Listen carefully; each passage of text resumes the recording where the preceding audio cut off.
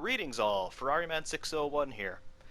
Today we have received another highly anticipated release for Assetto Corsa, courtesy of MSF, Italian modding team, over on Race Department. This is a 2013 Formula One mod that they are calling Ferrari Opponents. This is the full grid of 2013 Formula One cars with the exception of the Ferrari F138. The rationale for that being that the 138 was released with the Assetto Corsa Red Pack a little bit earlier this year, I believe in July, and these cars are meant to be opponents to it. What this means is you get the full grid of the 2013 Formula One cars with the exception of the F138. Quite strangely, Kunos filtered the F138 in such a manner that they did not allow any cars other than the F138 or the SF15T to race against it. So we were left running grids of basically all the same car, more or less, and really not able to run any representative sims of how that 2013 Ferrari performed in reality. Now, conspiracy theories abound on this. We do know that Ferrari are very, very secretive about their performance data, and they certainly do not like the company being shown in a bad light. The 2013 car was not among their best, and, well, the World Championship results speak to that. Is that a ploy to look better in sim than they did in reality, not allowing it to race against any other cars? Well, you be the judge on that. But those days are over, as MSF have cracked the code and they have given us this. Now, this mod is essentially a port of a Formula One 2013 mod that was released for R-Factor 2 some years ago. And with the appropriate permissions, of course, MSF have converted it and updated it a little bit to run in Assetto Corsa. It just so happens that I did a review of that 2013 Formula One mod over on R-Factor 2 quite a while ago now.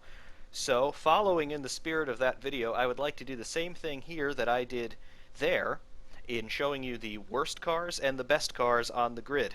So, here we are. This is the Caterham C3 in the pit lane at Imola. This is my opinion the worst car of 2013. Yes, the Marussias were pretty bad as well, it has to be said, but the Caterham the team folded the following year with that absolutely hideous CT04 or CT05, whatever it was called. I don't think they followed sequentially with their namings. Anyway, the team folded, they did so badly, and yeah, this is their last full season runner in Formula One, the CT03. We're going to compare and contrast it with the Red Bull RB9, which undoubtedly was the best car of 2013, winning the Drivers' and Constructors' Championship for a fourth straight year for Red Bull. And we're just going to throw it around here at Imola and see how it goes. And of course, later on, we're going to have some trackside views on how these things look. We'll also be comparing lap time, so stay tuned for that.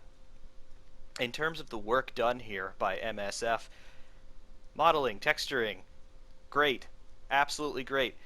You can tell that it is based on something a little bit older, being that R-Factor 2 mod, as some of the shapes and things are not quite as smooth as maybe they could be.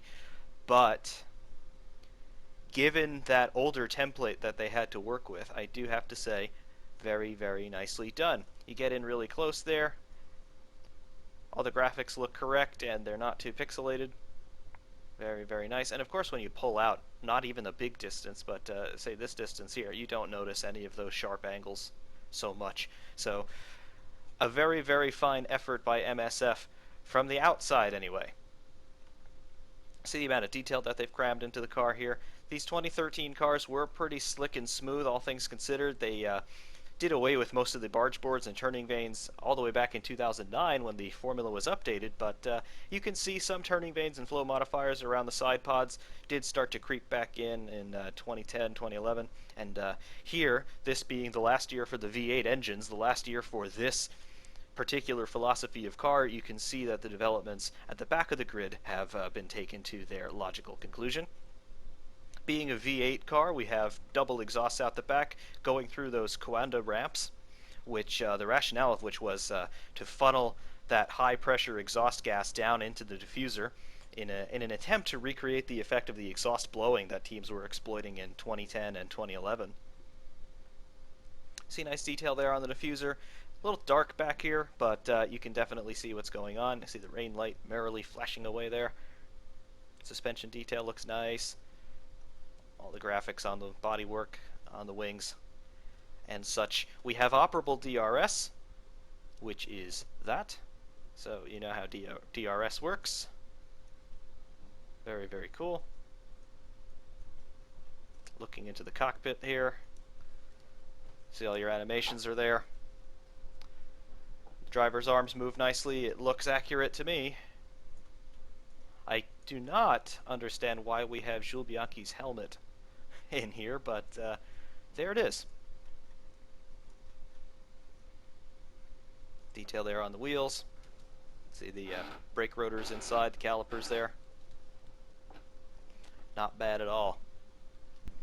In the cockpit, we've got, well, there's quite a lot going on in here in terms of things you have to manage. You have KERS, it's the old style KERS, press and hold, 6.6 seconds per lap, 60 horsepower boost. You've got DRS to manage, and then you've got your dash display. The left-hand side, we have our speed. We'll be measuring in miles per hour. In the center, we have our gear.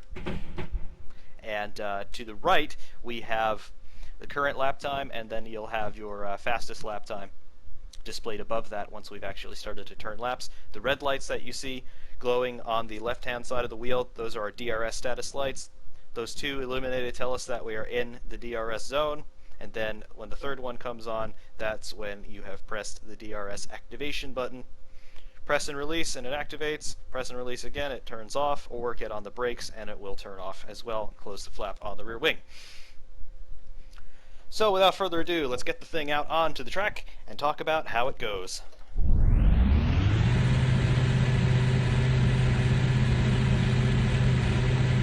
Alright, so coming out into the pit lanes at Imola.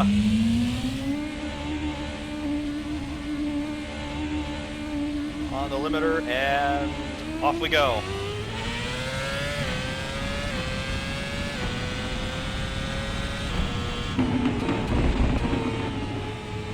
Got no temperature in the brakes and tires, so of course going to be careful here.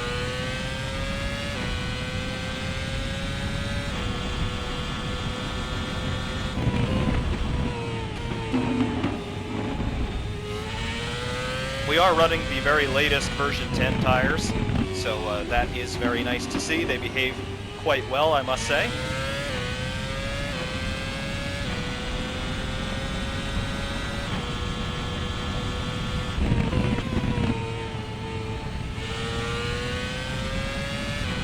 And you can see as the shift lights come up across the top of the wheel, you have a very nice light bloom effect.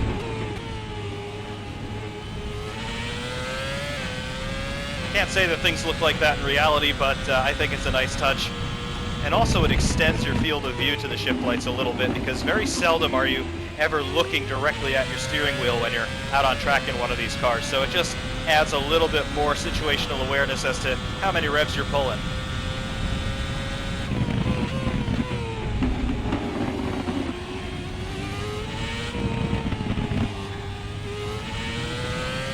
Down the straight, we're going to pop DRS and get on a KERS a little bit. KERS, of course, will renew itself as we cross the line. There we go.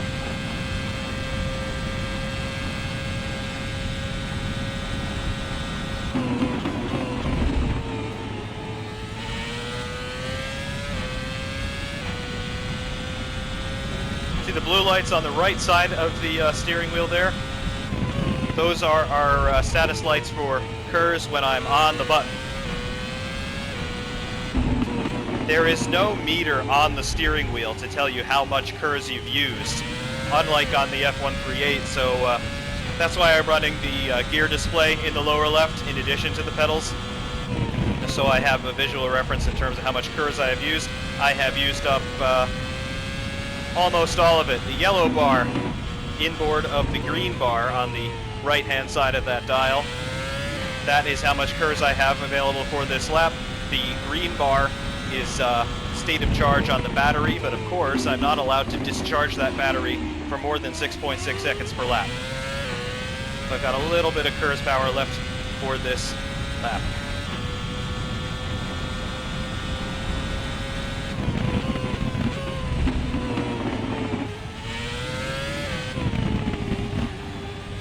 It's also worth stating at this point that the mod has been released in 2 specifications. We have an offline version, which is individual physics for each car, and then we have an online league version, which is the same physics for each car. We're kind of going back to the old days of R Factor 1 with historic mods. They'd release an HE or historic edition in which each car would have its own physics, and then they'd release an LE or a league edition where they'd have all the cars have the same physics, so you could run anything you like and still have a close race.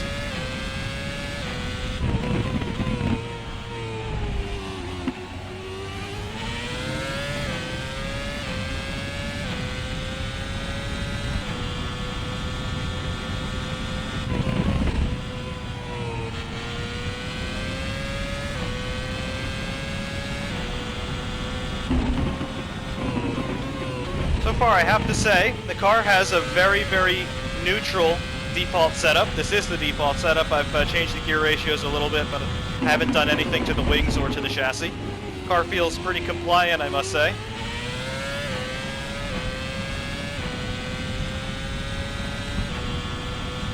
It is lacking a bit in horsepower, but to be expected from the back of the grid, but handling-wise, it feels okay.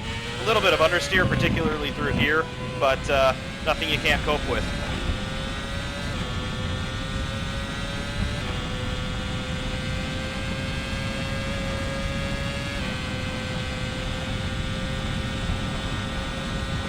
KERS and DRS, that's the only way to get up close to 190 miles an hour.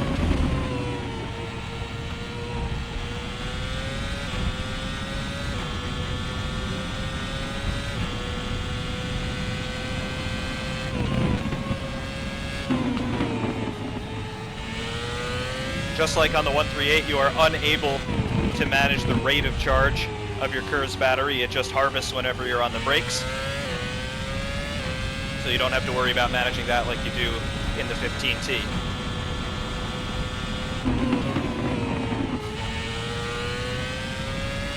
It's been a while since I've driven a 2013 spec Formula 1 car. The biggest thing that stands out to me coming back into them is just how much high-speed grip they've got. They took away a lot of downforce from these guys in 2014. You know, they continued to chisel away the diffuser. They took away all of the exhaust benefit. So the cars today, maybe not at the front of the grid, but certainly midfield and at the back of the grid, they have a lot less downforce. So it's nice to have some high-speed grip again.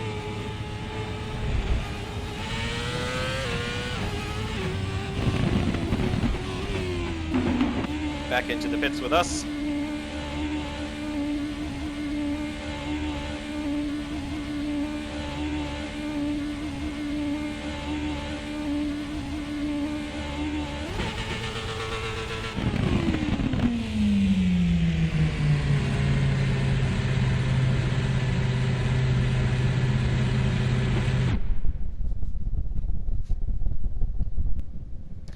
And that is the CT03 from Caterham. Not the best car I've ever driven, but certainly it's not the worst. In comparison to the RB9, which we're going to have a look at next, it is night and day, however. But that's the nature of Formula 1. This thing is very, very fast, and it is very good for what it is. But compare it to what was at the sharp end of the grid in 2013, and it is just miles off the pace. So, in a moment, we will go to the RB9. Welcome back, and here is the RB9 in all of its glory. As with the CT03 we just looked at, we've got a very nice job with modeling and texturing. Again, the base of this mod does show its age a little bit here in terms of the resolution at really, really close range, but again, it's a minor detail. I like the sort of pearlescent effect that they were able to achieve with that purple embedded into the blue. The Red Bull team, they debuted this purplish livery in 2013 when they partnered up with Infinity Road Cars, but it looked very nice in reality, and it looks very nice here. Similar driver detail. We do have a correct helmet in this car now. We are running Sebastian Vettel, and again, just have a look at the driver movement. All nicely modeled. See our front suspension detail. Let's see, can we see the track rod? Not really. I think it's embedded in that upper wishbone, but you can see how the suspension deflects a little bit as the tires scrub across the road there. Very cool. Running to the rear. They have forgotten to model the exhaust outlets in terms of the exhaust pipes. The Coanda ramps are there, but I don't see any exhaust pipes. Minor fault as far as I'm concerned. You don't really notice that when you're out on track. There are a couple of little things, though, that do stand out as not being quite polished. Look very carefully underneath the car, right underneath the second eye in Infinity, and you'll see what looks to be the word Brembo, the name Brembo from the brake company, just floating underneath the car, and I'm not entirely sure what that's all about. But there it is. We have an extra set of phantom brakes, apparently.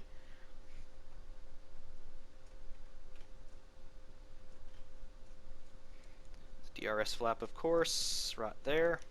That works. And in the cockpit, same dash layout as the CT03, except rather than being on the steering wheel, it is hard mounted to the front of the bulkhead relative to the driver. See how everything is laid out in here. Nice shadows on the side of the monocoque there. You can see the driver's hand going there with the shadow. There's no shadow of the wheel. Well, maybe a little bit. Yeah, I think there is a little bit. I can sort of see the outline of what appears to be a clutch paddle. But, yep, very nice.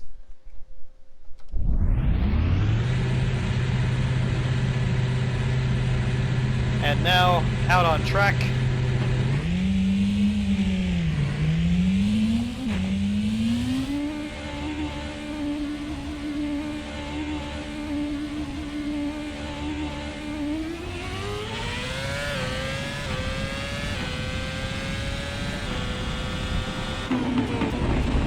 I must note at this time that the RB9 and the CT03 were both powered by Renault engines. I don't think they were exactly the same specification, but they were pretty close, so that's why this car has the same sounds as the Caterham. Do not think that this mod just has generic sounds for all the cars. It does not.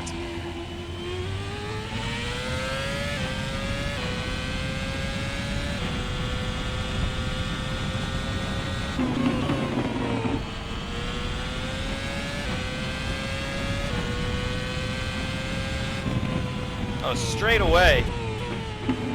I don't know if you can see it, but I can sure feel it. There is a big difference between this car and the Caterham. The Caterham had good front end grip. I described it as being pointy, but this thing is something different.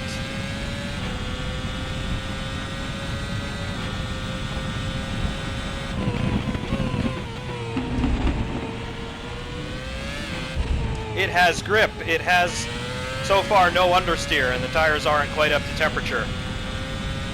It has horsepower. We're getting into 7th gear here. It's still accelerating hard with no curves. Now on the curves, and the thing just absolutely launches itself into low orbit.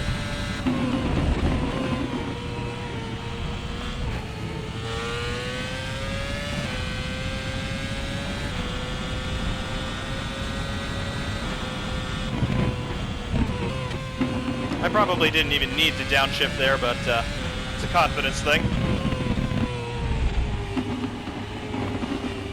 That was a little bit understeer, too much steering lock on my part.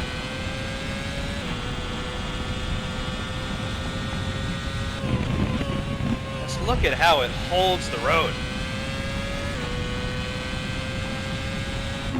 Zing. And then straight back on the power. You can do that. It won't complain too much.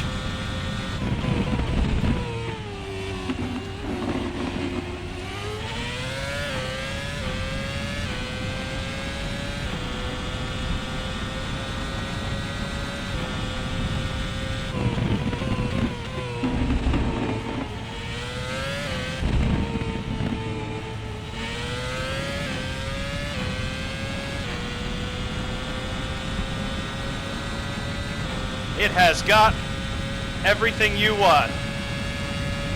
It goes, it stops, it turns. It sounds cool while it does it.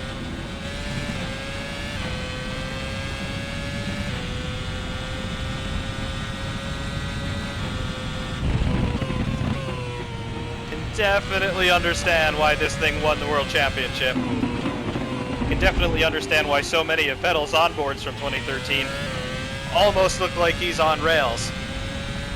Because that's what you can do with this thing. It goes exactly where you want it to go every single time. A little bit of a lockup there on the right front. The car didn't notice.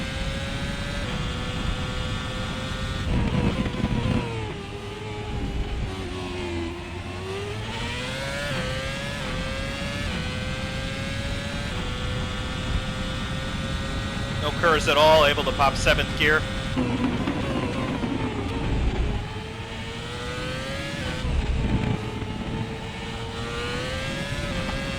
Hard over the curbs there on the exit. Again, the car did not care. It's laughing at me. It's saying, is this all you got?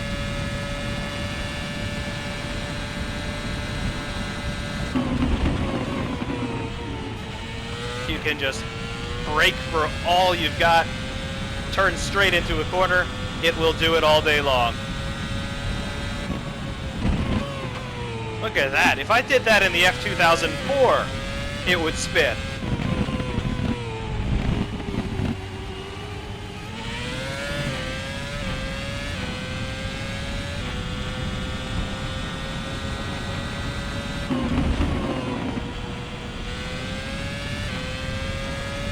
Oh, this is a treat. This is a real treat.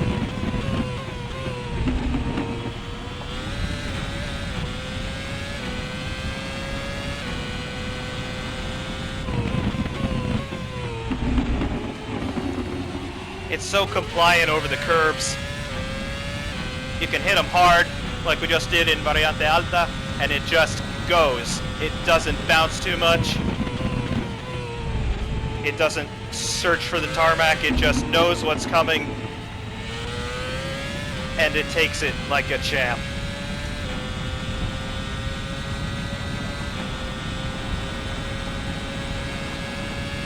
I can barely read the dash there, but I think we just did 2 consecutive laps in the 22.5s. That's consistency, and I'm talking to you. So this thing is quick, and I think we're out of gas.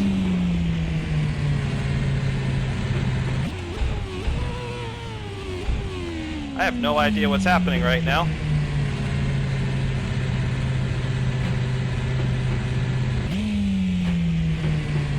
That was strange. I lost all throttle control. I still don't have throttle control. Clutch is bugging out. I don't know what's going on here.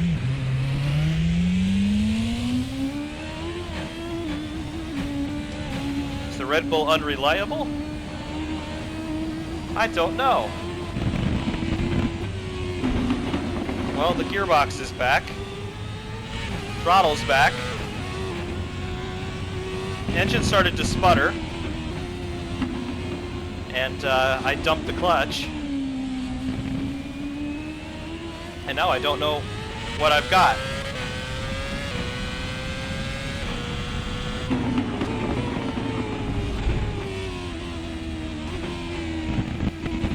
Look at that.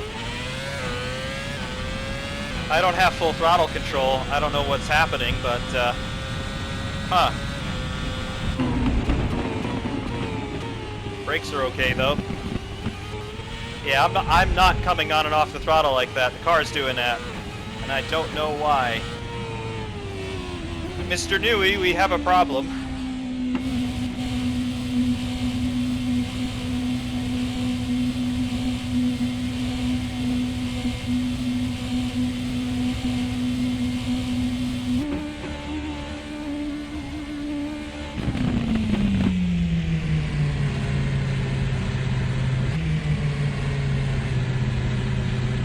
Yeah, the engine's just revving itself. I don't know what's going on, but Well, that was a good run, and then all of a sudden we ran into some sort of technical problem. I don't know if it's something on the physics of the car or if it's a problem with my own hardware here, but that was somewhat bizarre. But hopefully you did get a good sense of what the RB9 is like, and hopefully it'll hold up for the hot lap that I still have to record in it, and you should stay tuned to see that while I investigate whether or not it's a potentiometer problem on my pedals or it's something else. But I doubt it's a problem with my setup because I had problems on the clutch and a problem on the throttle. So what are the odds that two potentiometers go at exactly the same time? Pretty much nil. Anyway, stay tuned for the hot laps.